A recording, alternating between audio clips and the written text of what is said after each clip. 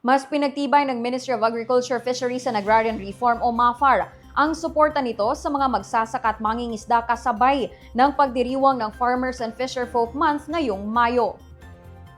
Bilang pagkilala sa mahahalagang ambag ng sektor sa food security at kaunlaran ng bansa, muling nakiisa ang MAFAR sa pagdiriwang ng Farmers and Fisherfolk Month alinsunod sa Presidential Proclamation No. 33. Ngayong 2026, inisusulong ang temang pagbibigay pugay para sa magsasaka at mangingisda sa gitna ng hamon at krisis, bilang pagkilala sa sakripisyo at dedikasyon ng mga nasa sektor ng agrikultura at pangingisda. Kasabay nito muling itinalaga ni MAFAR Minister Abunawas Maslamama si Dr. Salik B. Panalunsong bilang Farmers and Fisherfolk Minister para sa buwan ng Mayo.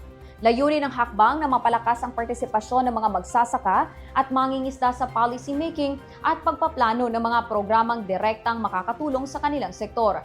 Sa kanyang mensahe, binigyang diin ni Minister Maslamama na mahalagang kilalanin ng mga magsasaka at mangingisda bilang pundasyon sa food security at kabuhayan sa Bangsamoro. Ayon sa MAFAR, magsasagawa rin ng serye ng consultations at field engagements upang marinig ang mga pangunahing suliranin at pangangailangan ng sektor sa iba't ibang bahagi ng BARM.